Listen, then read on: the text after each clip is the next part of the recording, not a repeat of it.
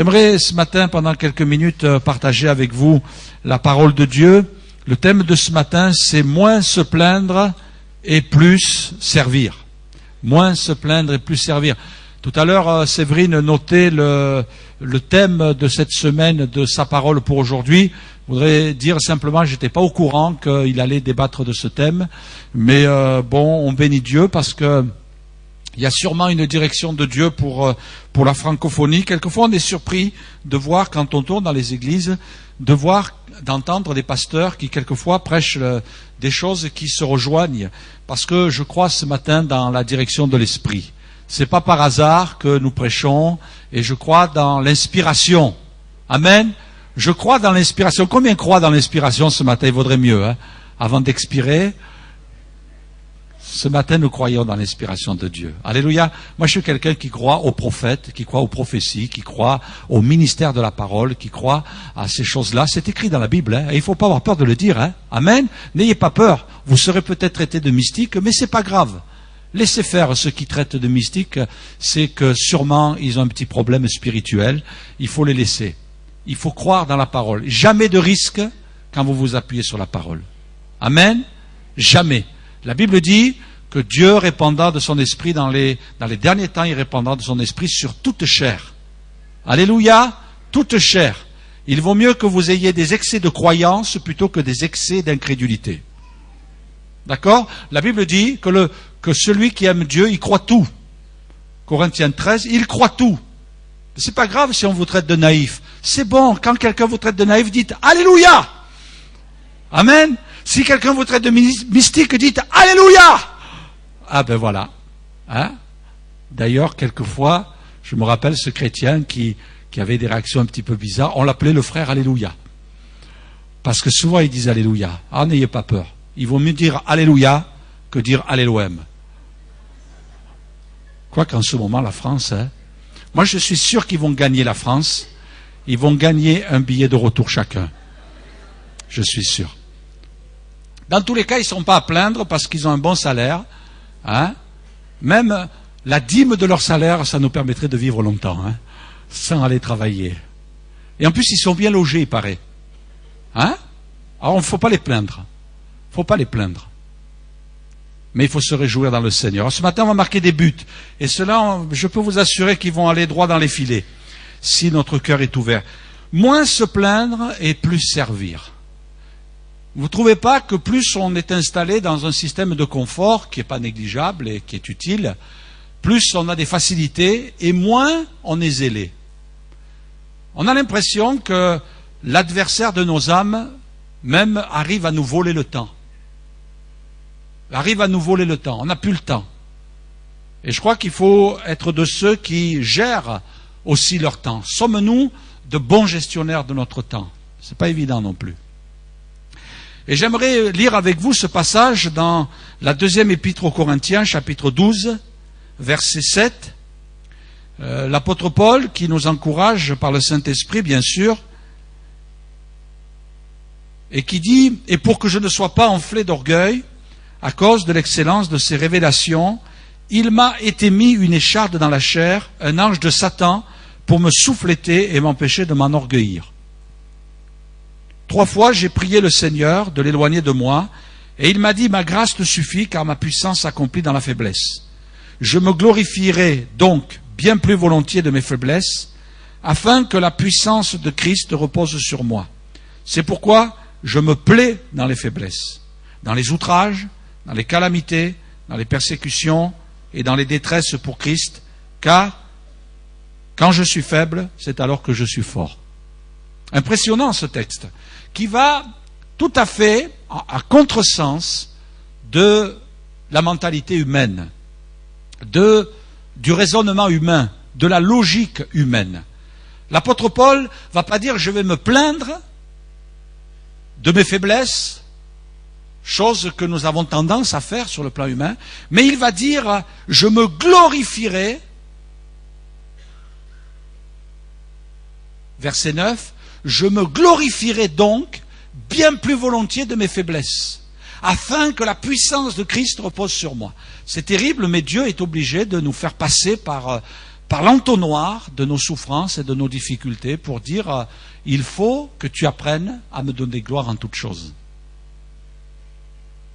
C'est impressionnant quand on étudie la vie de certains hommes de Dieu qui, je dirais, leur facette publique, leur face publique, est une face qui montre une certaine aisance, une certaine bénédiction, un certain succès, entre guillemets. Mais quand vous allez au fond des choses, vous apercevez que quelquefois, il y a derrière eux de lourdes souffrances, de lourdes difficultés qui sont en train de traîner. Je me glorifierai bien plus volontiers de mes faiblesses. Et c'est vrai que souvent on se plaint de nos faiblesses, on se plaint de nos souffrances, on se plaint de nos difficultés, parce que ça c'est logique. Comment tu vas aujourd'hui? Il faut trouver quelque chose. Ben je vais pas bien. Comment tu vas aujourd'hui? Non, ça va pas. Aujourd'hui je suis fatigué. C'est vrai que quelque part il y a toujours sujet de regarder à nous-mêmes. Mais le Saint-Esprit nous conduit en nous montrant que Dieu, quelquefois, est obligé de nous courber. Il a ses raisons. On ne les connaît pas. On ne les mesure pas. Peut-être on ne les comprend pas. On ne sait pas comment Dieu fonctionne. On ne sait pas pourquoi il se passe ceci ou cela dans notre vie. On ne sait pas pourquoi on a eu tel parcours. Quand j'ai considéré ce texte, j'ai réalisé que pour toute ma vie, il fallait que je loue Dieu. Pour tous les combats de la vie, il fallait que je loue Dieu. Et que dans toutes les difficultés, il fallait que je tire les bonnes leçons de ces difficultés. Et que je ne sois pas là en train de m'enterrer. Je ne sois pas là en train de me détruire. Parce que ça, c'est l'œuvre de l'ennemi. Alors ce matin, de nos cœurs, on veut balayer les complexes, on veut balayer les hésitations, on veut balayer notre passé douloureux et le dire avec notre cœur, mais le dire avec foi, je me glorifierai donc bien plus volontiers de mes faiblesses. Amen. Est-ce que ce matin, dans notre cœur, il y a cette réaction de dire je vais me glorifier de mes faiblesses. Je vais me glorifier de mes faiblesses. Je vais bénir Dieu parce que la puissance de Dieu, c'est le canal que Dieu a choisi, c'est l'instrument, c'est le moyen que Dieu a utilisé, que Dieu veut utiliser, c'est au travers de nos faiblesses, il veut manifester sa puissance. Amen. Il veut manifester sa gloire, il veut manifester sa grandeur. Alléluia. Alors, nous, quelquefois, quand nous réalisons nos combats, nos faiblesses, nos difficultés, nous mettons un barrage en disant non, ça ne peut pas passer. Ça ne peut pas passer. Dieu ne peut pas se servir de moi. C'est pas possible. Eh bien, le barrage, il est là et il empêche la bénédiction de passer. Alors, il faut passer un cap, là. Il faut grandir, il faut s'élever spirituellement. Il faut prendre de la hauteur et dire, Seigneur, je suis, comme l'a dit un jour l'apôtre Paul. Alors, quand je dis l'apôtre Paul, bien sûr, c'est en rapport avec la Bible. Parce que, pas vous choquer ce matin, je ne prêche pas Paul, je prêche la parole. Mais quand Paul dit, par le Saint-Esprit, pour bien mettre l'accent spirituel sur la pensée, il dit, je suis ce que je suis. Je suis ce que je suis. Tu ne peux pas te refaire. Tu voudrais être plus grand. Ben, il te manque quelques centimètres. Tu voudrais être plus petit. Ben, tu as quelques centimètres de trop. Qu'est-ce qu'il faut faire? Je suis ce que je suis. Je prends ça, comme ça au moins personne n'est vexé. Je vais écorcher personne. Mais c'est comme ça. T'aimerais être plus musclé. Enfin, je parle des messieurs là. Quoique les dames, des fois, elles ont des gros bras. T'aimerais être plus musclé, mais tu l'es pas. L'autre, il est plus musclé. Je suis ce que je suis. J'aimerais avoir une belle voix pour chanter. Une belle voix, la voix de Dalida. Enfin là, je parle des dames, des messieurs, s'il vous plaît. J'aimerais avoir une belle voix. Oh, j'aimerais bien. Alors, j'aimerais jouer de la musique. Quand j'étais tout jeune converti, j'avais un jour appris que quelqu'un avait reçu un don de Dieu. Je ne l'ai pas vérifié, je n'ai pas contacté la personne, je ne l'ai pas vu, mais j'en ai entendu parler, c'était un témoignage, que cette personne avait reçu un don de Dieu, et dans son cœur, Dieu lui avait dit, tu vas te mettre au piano. Mais Seigneur, j'ai jamais joué. Et il s'est mis là, et il a reçu un don de Dieu, il a commencé à jouer d'une manière miraculeuse, et toute sa vie a été un instrument entre les mains de Dieu pour jouer du piano. Moi, un jour, quand j'ai entendu ce témoignage, je me suis mis à prier, et je suis allé vers le piano.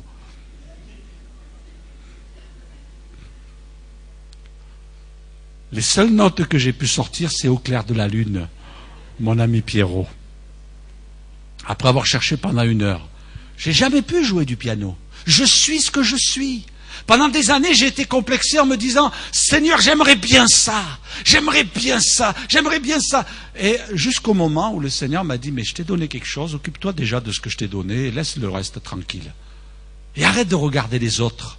Arrête de les regarder, les admirants.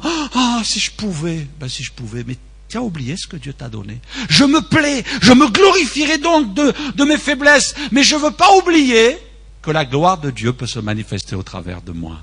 Amen. Amen. Est-ce que tu peux le dire ce matin?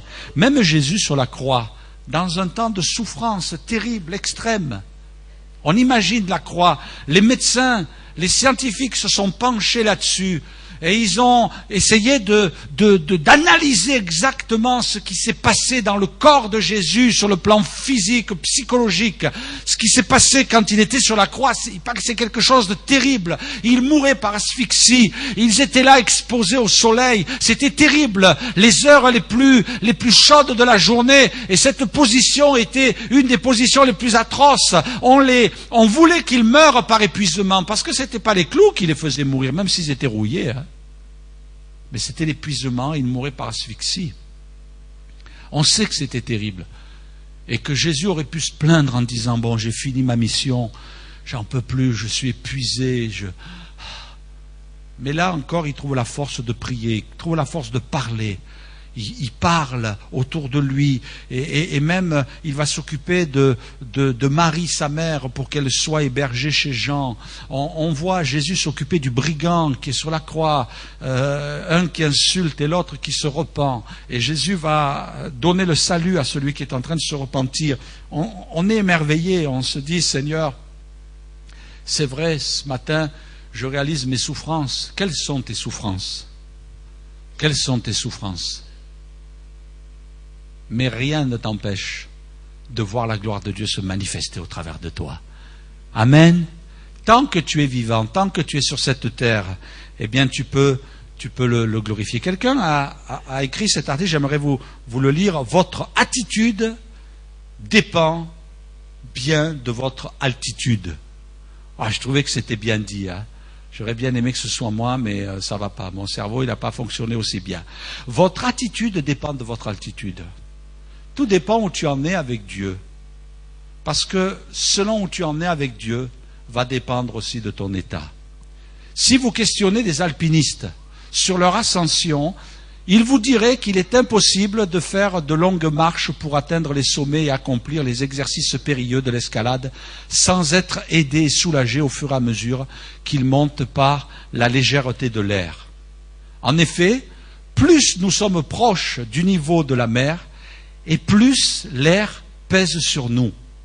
Plus nous montons, plus il est léger. La pression atmosphérique au niveau de la mer nous alourdit d'environ 17 kilos. Vous voyez, quand vous amenez votre femme faire les courses, vous dites, chérie, je porte déjà 17 kilos. Hein? Alors, me charge pas trop, allons prendre un petit caddie, hein, et à roulette et qui roule bien. Votre vivre dans la vallée est donc plus épuisant et plus pesant que de vivre sur les hauteurs. Plus on va vivre sur les hauteurs, et on peut transposer cela dans le domaine spirituel, plus on va vivre sur les hauteurs avec Dieu, et plus on va se sentir léger. Alors on a tout intérêt de vraiment élever nos âmes vers Dieu. Et d'élever aussi nos raisonnements, élever nos pensées, et à nous approcher encore plus de Dieu, et de pouvoir compter vraiment sur lui. Jésus, quand il est venu, il a pris la forme d'un serviteur. Ayez les sentiments, est-il écrit dans les Philippiens, ayez en vous les sentiments qui étaient en Jésus-Christ, existant en forme de Dieu, n'a point regardé son égalité avec Dieu comme une proie arrachée, mais il s'est dépouillé lui-même en prenant une forme de serviteur, en devenant semblable aux hommes. Là, c'est un sujet de grandes études pour les théologiens.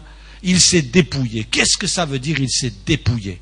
Est-ce qu'il était parfaitement homme? Est-ce qu'il y avait un petit peu de Dieu en lui encore? C'est le grand mystère. D'ailleurs, il est parlé du mystère de Christ. Christ, c'est un mystère. Ceux qui pensent qu'ils vont pouvoir tout expliquer sur Jésus, eh bien, je leur dis, vous n'avez rien compris. Parce qu'on ne peut pas tout expliquer sur Jésus. Jésus est un mystère. Mais toujours est-il que dans son état terrestre, sur la terre des hommes, quand il est venu parmi les hommes, la Bible dit qu'il est venu en tant que serviteur. Dieu qui sert les hommes. Dieu qui sert les hommes. Les choses sont inversées. Vous savez, dans le royaume de Dieu, c'est plus dans le royaume du monde. C'est plus dans le royaume des hommes. Ça n'a plus rien à voir. Le royaume de Dieu est tellement différent. Jésus est venu en tant que serviteur. Il dira aussi à ses disciples, quand il va les enseigner, Jésus les appela et dit, vous savez que les chefs des nations les tyrannisent et que les grands les asservissent. Il n'en sera pas de même au milieu de vous. Mais quiconque veut être grand parmi vous, qu'il soit votre serviteur. Et quiconque veut être le premier parmi vous, qu'il soit votre... Dites-le. Ouais, c'est mieux de le dire, hein? Qu'il soit votre esclave. Bon, je ne te dis pas de te tourner vers ton voisin et dire, tu es mon esclave. Parce que vous risquez d'avoir des petits soucis après, hein? C'est la parole de Dieu qui le dit, c'est pas vous. C'est ainsi que le Fils de Dieu est venu, non pour être servi, mais pour servir et donner sa vie, comme la rançon de beaucoup. Jésus est venu donner sa vie. Et souvent, les chrétiens s'arrêtent là. Oh, Jésus est mort pour mes péchés, alléluia, gloire à Dieu. C'est merveilleux. Mais Jésus est venu pour servir aussi. Et il est dit, ayez les sentiments qui étaient en Jésus. J'ai bien aimé le commentaire de Rick Warren quand il écrit « Le monde définit la grandeur en termes de pouvoir. Tout le monde veut le pouvoir. De richesse, de prestige et de position. De position. Si vous pouvez vous faire servir, c'est que vous avez réussi dans la vie. Dans notre mentalité, du moi d'abord, se comporter en serviteur n'est pas une notion très populaire. S'il est important de connaître votre aptitude pour servir Dieu, il est encore plus d'avoir un cœur de serviteur. Jésus, cependant, mesurait la grandeur en termes de service et non de statut. Dieu détermine votre grandeur au nombre de personnes que vous servez et non au nombre de celles qui vous servent. Cette notion est tellement contraire à la grandeur selon le monde que nous avons du mal à comprendre et encore plus à la mettre en pratique. Les disciples se disputaient pour savoir qui aurait la meilleure place et 2000 ans après, les responsables chrétiens jouent encore des coudes pour la première place dans les églises, pas à Limoges, hein. Les dénominations et leurs ministères. On a écrit des milliers de livres sur le leadership, mais très peu sur le service. Tout le monde veut diriger, personne ne veut être serviteur. Nous préférons le rôle de général à celui de deuxième classe. Même les chrétiens veulent être des serviteurs en chef, et non de simples serviteurs. Mais ressembler à Jésus, c'est être un serviteur. C'est ainsi qu'il est désigné lui-même, qu'il s'est désigné lui-même. S'il est important de connaître votre aptitude pour servir Dieu, il est encore plus d'avoir un cœur de serviteur. J'ai bien aimé ces écrits, j'ai bien aimé cette réflexion. C'est vrai, on veut être des serviteurs en chef. Mais Jésus nous appelle à être des serviteurs. Jésus, pour vraiment pousser loin cette vérité, va un jour ôter ses vêtements et mettre d'un linge d'esclave de maison, parce que c'était comme cela que ça fonctionnait à l'époque, et il s'est mis à laver les pieds des disciples. C'était le travail de l'esclave, du serviteur. Et Pierre a été offusqué. Pierre a été offusqué.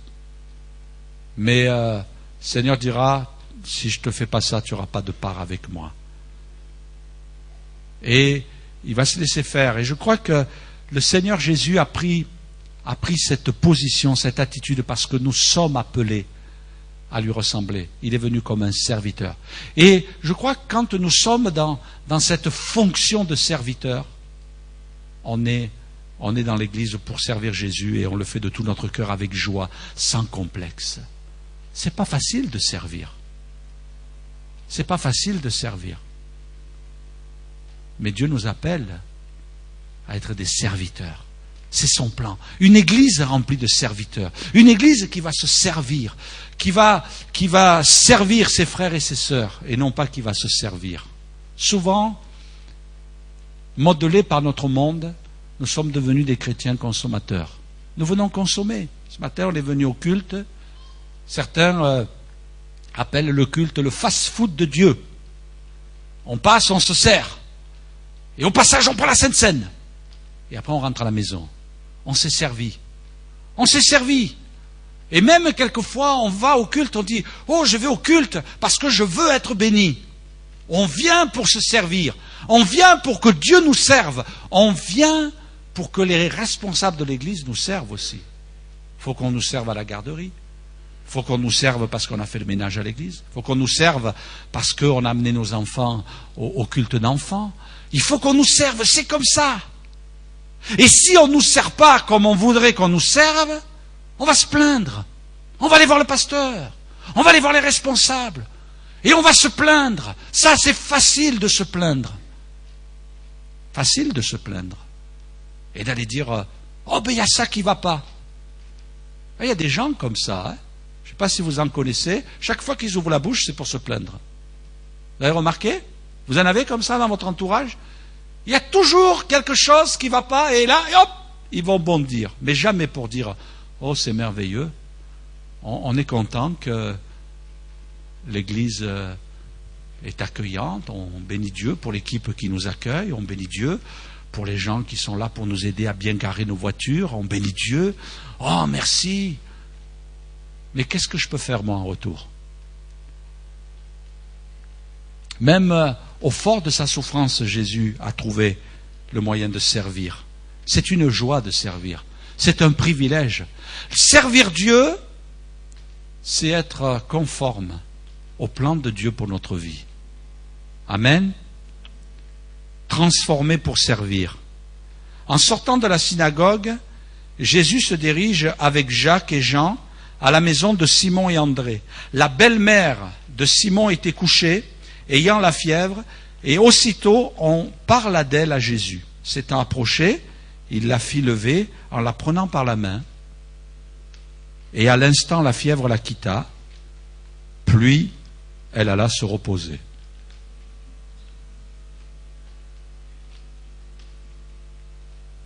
La Bible nous dit qu'après avoir été guérie de sa fièvre, elle s'est mise à servir Dieu.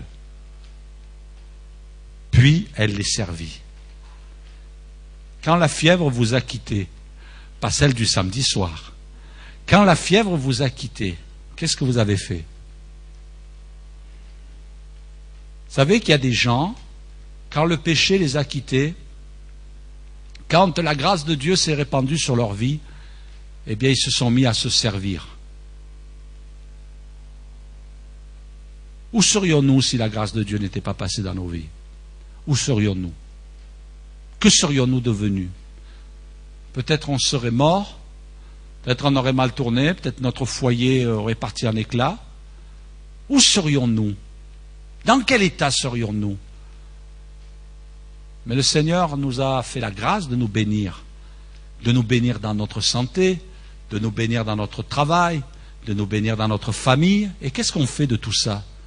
Est-ce que la bénédiction est un piège? Est-ce que la bénédiction est un piège? Vous savez, je lisais là ces derniers jours l'histoire de Salomon. Et au fur et à mesure qu'on lit la parole de Dieu, on développe, un œil qui va vraiment disséquer les choses pour bien les comprendre. Eh bien, j'ai remarqué une chose dans une de mes dernières lectures concernant Salomon, qu'il y a une période charnière. Une période charnière entre le moment où il marche avec Dieu, où Dieu lui parle et lui dit c'est bien, tu raisonnes bien, tu es sage, tu es fidèle, il construit le temple de Dieu, il a beaucoup de sagesse, et le moment où il va basculer et il va tomber. Eh bien, quand vous regardez cette période charnière, vous apercevez que la période charnière, c'est quand il a bénéficié de tous les privilèges pour s'enrichir lui-même.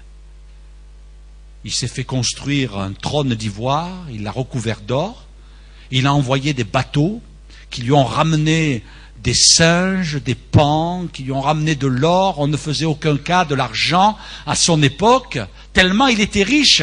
Et quand vous lisez ce chapitre et que ce chapitre finit, quand le chapitre finit,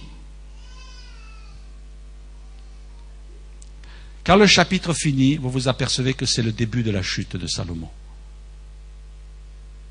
Toutes les grâces de Dieu, toutes les bénédictions de Dieu, tout le succès que Dieu lui a donné, toutes les richesses que Dieu lui a données, c'est devenu quelque chose qui l'a entraîné à sa chute. Pourquoi? Pourquoi Dieu a permis cela? Après tout, le Seigneur aurait pu entendre ce cœur comme un homme l'a exprimé un jour en disant « Seigneur, ne me donne pas trop pour que dans l'abondance je te renie, ne me donne pas assez, ne me fais pas vivre dans la misère pour que dans la misère je te maudisse. » Pourquoi? Pourquoi Dieu l'a béni comme ça? Pourquoi tant de richesses? La Bible nous montre aussi que le royaume, le moment où il s'est le plus étendu au niveau d'Israël, c'était à l'époque de Salomon. Il avait tout ce qu'il fallait. Et il y a un moment où ça a été la chute vertigineuse et vous savez, quand vous analysez les choses, vous apercevez que c'est la chute pour de bon. Pourquoi? Parce que Dieu veut voir notre cœur, l'intégrité de notre cœur. Dieu t'a béni dans ta profession, Dieu t'a béni dans ta santé, Dieu t'a béni dans ton couple, Dieu t'a béni dans ta famille, mais qu'est-ce que tu fais de tout ça? Qu'est-ce que tu en fais? Est-ce qu'avec tout ça, tu t'es installé dans un confort, dans une aisance, dans une vie de plaisir, dans une vie de mondanité? Mais Dieu veut voir vraiment ton cœur. Il veut t'éprouver pour voir vraiment jusqu'où tu vas aller avec lui. Tu vas être fidèle. Est-ce que tu vas te servir de toute ta vie et de dire « Seigneur, je veux te servir ». C'est ce que Dieu attend de nous. Quand la fièvre l'a quitté, elle s'est levée pour les servir. Qu'est-ce que tu as fait, toi, quand le péché, quand la désobéissance, quand la misère t'ont quitté? Qu'est-ce que tu as fait de tout cela? Ben, je vais m'en servir pour grimper encore plus haut, pour gagner plus d'argent, pour mieux être le chef. Ah, j'aime être chef. C'est bien d'être chef. Je suis chef. Mais Dieu te dit, t'es rien du tout devant moi. Parce que celui qui est grand devant moi, c'est celui qui est le serviteur. C'est celui qui est l'esclave. C'est ce que Dieu nous dit. C'est la parole de Dieu. Un jour, on a questionné quelqu'un, on a demandé à quelqu'un, qu'est-ce qui vous surprend le plus dans l'humanité? Il a répondu, les hommes. Parce qu'ils perdent la santé pour accumuler de l'argent. Ensuite, ils perdent l'argent pour retrouver la santé. Et à penser anxieusement au futur, ils en oublient le présent, de telle sorte qu'ils finissent par ne vivre ni le présent ni le futur.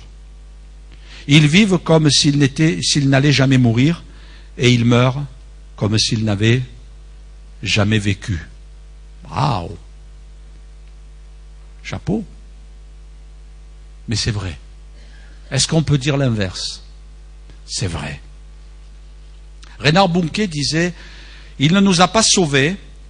En parlant de Jésus, Jésus ne nous a pas sauvés afin que nous soyons polis, du verbe polir, ou des bibelots décoratifs assis sur une étagère occupant l'espace dans le ciel pour l'éternité. Nous avons été sauvés pour un but et l'accomplissement de ce but est la seule réponse acceptable devant un aussi grand salut. Vous avez une obligation, une dette, une contrainte, et une responsabilité envers celui qui a donné sa vie pour vous. Vous avez été sauvés, pas seulement pour être sauvés, mais afin de servir. Amen. Il s'agit là de votre service raisonnable. On a été sauvés pour servir. Sinon, le Seigneur nous aurait appelés dans le ciel tout de suite. T'es sauvé, hop! Il y aurait un gros trou là, au sujet du baptistère, et hop, ils sont enlevés par le trou. Imagine un peu, te fais baptiser là, et d'un coup, tu t'en vas. Pendant le voyage, tu as le temps de sécher, remarque. Hein? Oui. La Bible nous parle d'un homme qui a fini lamentablement sa vie, c'était le sacrificateur Élie. Il est dit, Élie était âgé de 90 ans, non 18 ans, et il avait les yeux fixes et ne pouvait plus voir. Bien sûr, c'est pas à l'encontre de son état physique, mais c'est surtout le reflet de cet état physique qui reflète son état spirituel. Spirituellement, il était dans cet état-là. La Bible nous dit qu'il était devenu spirituellement un homme pesant, un homme qui avait vieilli. Attention, c'est rien contre les personnes âgées, hein. Prenez pas mal, hein. Mais c'est-à-dire plus de dynamique, plus rien. Sur le plan spirituel, je précise bien, il avait les yeux fixes, c'est-à-dire il ne pouvait plus voir, il n'y avait plus de vision, il n'y avait plus rien. D'ailleurs, on le voit dans le livre de Samuel, à ce temps-là, les visions étaient rares. Ils étaient rares, il n'y avait plus rien. C'était le creux total, c'était le vide total. C'est quand même terrible de finir comme ça sa vie. Spirituellement, les hommes, quelqu'un disait, les hommes du passé n'ont aucun avenir.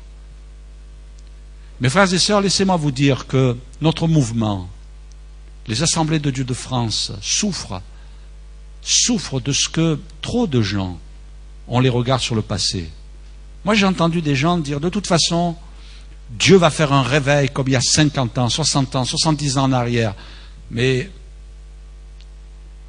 vous n'en savez rien. Et puis, c'est Dieu qui est le maître de tout. On ne peut pas vivre avec le passé. On bénit Dieu pour le passé, on bénit Dieu pour ce que Dieu a fait. Ce que Dieu nous invite à faire, ce n'est pas un retour vers le passé, c'est un retour vers la parole de Dieu.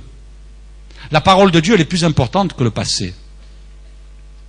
Ceux qui vivent avec le passé, les hommes du passé n'ont aucun avenir. Ah, de mon temps, ben on n'y est plus. Désolé. La montre a tourné depuis. Il faudrait te mettre à l'heure. John Wesley était un serviteur de Dieu remarquable. Son mot d'ordre était « Fais tout le bien que tu peux, par tous les moyens que tu peux, de toutes les manières que tu peux, dans tous les endroits que tu peux, à chaque moment que tu peux, aussi longtemps que tu peux. » Je voudrais conclure en disant, en vous posant une question ce matin, est-ce que vous avez plus faim de Dieu dans votre vie? Est-ce que vous avez faim de Dieu? Faim de la gloire de Dieu? Le Saint-Esprit pousse en nous et nous invite à aller plus loin avec le Seigneur. Nous invite à le toucher davantage, l'atteindre davantage. Seigneur, j'ai faim. Et la Bible dit, heureux ceux qui ont faim, heureux ceux qui ont soif. Mais j'aimerais te dire une chose aussi, c'est que Jésus a faim de toi. Et plus exactement, Jésus a faim de venir cueillir du fruit dans ta vie. La Bible nous raconte l'histoire de Jésus un jour qui a eu faim. Et il s'est approché d'un figuier pour en cueillir les fruits. Jésus a eu faim et il a voulu cueillir du fruit, du figuier. Le figuier, c'est l'image d'Israël aussi. Et quand Jésus s'est approché de ce figuier, la Bible nous dit qu'il n'y avait pas de fruits. Ce n'était pas la saison en plus. Et on comprend que c'était une annonce spirituelle que Jésus a adressée. Et quand il s'est approché de ce figuier, qu'il a vu qu'il n'avait pas de fruits, il l'a maudit. Le fruit. Le fruit, c'est important aux yeux de Dieu. Alors c'est vrai que souvent, on a tendance à se replier sur nous-mêmes. J'ai trouvé quelque chose qui peut nous aider à réfléchir. La bénédiction la plus grande prodiguée par la célèbre Fanny Crosby, on parlera de Fanny Crosby dans quelques instants, auteur de plus de 9000 cantiques, eut pour origine sa cécité. Elle était aveugle.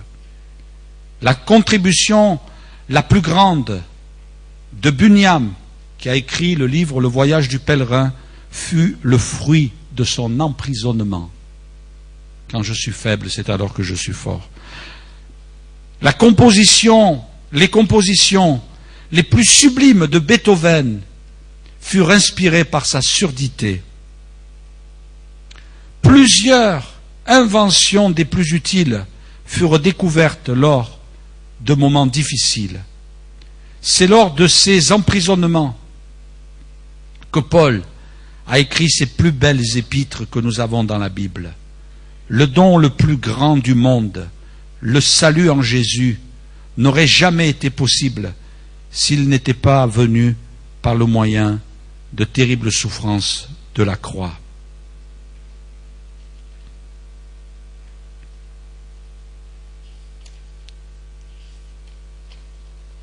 J'aimerais quelques instants vous parler de quelqu'un qui s'appelle Fanny Crosby, qui a vécu au XVIIIe siècle, donc il y a très longtemps de cela, et que ce soit un encouragement pour nous. Qu'est-ce que je peux faire pour toi? Quelquefois, nous voyons notre vie qui ne produit pas de dons et de capacités. Tout est au point mort dans notre vie. Comme si, voyez-vous, on a mis une semence dans la terre, comme si une graine a été plantée, un don, une capacité, un ministère, un service, et que tout a été mis en terre, mais que sur cette terre, on a mis une bâche. On a mis une bâche. Vous avez remarqué, quelquefois, pour ne pas faire pousser les semences, on met une bâche sur la terre. Pour ne pas faire pousser d'herbe, on met une bâche. Et quelquefois, notre vie ressemble à ça, vous savez. La graine y est, le don y est, Dieu nous a donné. Dieu a mis en nous un don particulier, comme dit Paul aux Corinthiens. Chacun tient de Dieu un don particulier. Dieu nous a donné quelque chose. Mais on a enterré, on a enfoui, on a recouvert. On a recouvert cela. Pour la simple raison que nous n'avons pas dit à Dieu, Seigneur, je suis devant toi pour te servir. Seigneur, je suis prêt à me lever, quel qu'en soit le prix à payer. Quelquefois on a peur. J'ai connu des gens qui avaient reçu des ministères incroyables, merveilleux, mais qui ont eu peur de se lever, qui ont eu peur d'eux, qui ont eu peur des autres, qui ont eu peur de leur famille. Quelquefois il y a des gens, ils sont paralysés par leur famille. Il y a des gens, ils sont paralysés par leur entourage familial. Ils ont peur, ils sont là. Et ils vont faire comme ce serviteur, il va enterrer le talent, il va enterrer le don. Et le Seigneur a été sévère à l'égard de cette personne-là. Je n'irai pas jusqu'à dire, mais quand même, il vaut mieux avoir une réflexion là-dessus, que nous pouvons mettre en péril notre salut par un manque d'obéissance. C'est possible, faisons attention. On a mis une terrible bâche, on a recouvert cela. Mais le Seigneur ce matin attend qu'on puisse se dire, Seigneur, qu'est-ce que tu veux que je fasse? Où me veux-tu? Comment vois-tu l'avenir pour ma vie, Seigneur? Qu'est-ce que tu veux pour moi? Qu'est-ce que tu veux pour ma vie? Je vais arrêter de me plaindre. Je vais arrêter de regarder ce qui ne va pas. Je vais arrêter de me polariser sur des situations difficiles, sur mon propre sort. Comme disait quelqu'un, passer mon temps à regarder mon nombril. Mais peut-être regarder devant et te servir jusqu'au bout. Parce que l'accueil que le Seigneur nous adressera quand nous présenterons devant lui, c'est: tu as été un bon serviteur. Oh, tu n'as pas été un bon chrétien, c'est pas ça que le Seigneur va nous dire. Tu as été un bon serviteur. Bon et fidèle serviteur. Tu as été comme un serviteur. Tu as fait ce que tu as pu. Tu as fait ce que ta main te donnait la possibilité de faire. Tu l'as fait simplement. Tu m'as servi. Tu m'as servi jusqu'au bout. Tu as été un bon et fidèle serviteur. La Bible dit que quand le Seigneur va revenir, il y en a qui seront dans le champ et je ne veux pas déformer la parole de Dieu, mais je veux y tirer là une conclusion. Il y en a qui seront dans le champ, mais il y en a qui seront dans le lit, en train de dormir. Bien sûr, c'est par rapport au décalage horaire. Mais peut-être qu'on peut réfléchir un peu plus loin aussi. Quand le Seigneur va revenir, il va te trouver où? Dans le lit? Ou il va te trouver dans le champ? Dans le lit ou dans le champ? Bon, si tu dors, parce que tu as bien travaillé la journée, t'inquiète pas, le Seigneur te prendra. Hein. Mais spirituellement, il va te trouver où? Dans le lit ou dans le champ? Et je crois que l'Église de Jésus, elle a besoin de se réformer et de se remettre un petit peu en question. Et de se dire, il faut que je sois un serviteur. Il faut que je sois un serviteur. Il faut que je sois une servante. Qu'est-ce que je peux faire, Seigneur? Qu'est-ce que tu attends de ma vie? Qu'est-ce que tu attends de ma vie, Seigneur? On va vous mettre la photo de Fanny Crosby. Quand elle est née, elle a été bien sûr la joie de ses parents, mais elle a eu un problème de santé, et à cette époque-là, c'était difficile de trouver un bon médecin. Les parents ont fait venir ce qu'ils croyaient être un médecin, mais apparemment c'était un charlatan. Il a fait quelques applications, et à 6 semaines, elle s'est retrouvée aveugle. 6 semaines, elle s'est retrouvée aveugle pour le restant de sa vie, jusqu'à la fin de ses jours. Et à l'âge de 41 ans, elle a commencé à écrire des merveilleux cantiques à la gloire de Dieu. Et durant sa vie, elle a écrit 9000 cantiques. Je vais vous demander... Elle est partie? Ah, tu veux pas venir? Je n'avais pas vu. Tu peux pas, même pas la musique? Non? À l'âge de 41 ans, elle a commencé à être un instrument entre les mains de Dieu. Elle les publia sous 200 noms différents, si bien qu'elle est considérée comme la reine des cantiques du XXe siècle. Un prédicateur lui fit la remarque: c'est dommage que le Maître ne vous ait pas donné la vue alors qu'il vous a fait tellement d'autres dons. Elle lui répondit: saviez-vous qu'à la naissance, si j'avais pu avoir une requête, cela aurait été d'être né aveugle. Regrettait rien de sa vie. Elle regrettait rien de son handicap. Pourquoi? Lui demanda-t-il. Parce qu'au ciel, le premier visage qui aurait apparu à mes yeux serait celui de mon Sauveur. Elle a pris de l'altitude et ça a déterminé son attitude. Et ce matin, nous avons besoin de prendre de l'altitude et de se lever. Et j'aimerais ce matin vous encourager vraiment à vous lever pour servir le Maître. L'Église a besoin de serviteurs. Le monde a besoin de serviteurs. Qu'est-ce que je peux faire pour toi? Seigneur, tu as besoin de moi. Tu ne m'as pas donné la santé pour que je la détériore. Tu ne m'as pas donné la santé pour que je serve le monde. Tu ne m'as pas relevé, tu ne m'as pas restauré, tu ne m'as pas rétabli pour que je m'occupe de moi. Mais Seigneur, comme la belle-mère de Pierre, je veux me lever et je veux te servir toi. Si votre pensée c'est de servir les hommes, si votre pensée c'est de servir l'Église, c'est que vous n'avez pas d'altitude. Si vous prenez de l'altitude, vous allez servir le Maître. Vous allez servir Jésus. On a besoin de vocation. On a besoin de gens qui se lèvent dans l'Église. On a besoin de gens qui vont aller voir des responsables en disant « J'ai reçu quelque chose de la part de Dieu ». Est-ce que ce matin tu peux recevoir quelque chose de la part de Dieu? J'aimerais que nous chantions ce cantique. C'est Pierre qui va nous conduire dans ce chant. On va vous l'afficher, que Fanny Crosby a composé. Et ce chant qui dit c'est là mon chant, c'est là mon histoire. Et ce matin, que nous puissions aussi participer à écrire l'histoire de notre Sauveur, l'histoire de notre vie. Et je voudrais faire un appel ce matin. Ceux qui veulent se lever pour servir. Ceux qui veulent se lever pour servir le Maître. Le servir jusqu'au bout. Peut-être tu t'es relâché. Peut-être tu as abandonné les armes. Peut-être tu as posé les armes. mais que ce matin tu puisses dire, Seigneur, oh, je veux me rappeler ce matin que tu m'appelles à te servir. Tu m'as sauvé pour te servir.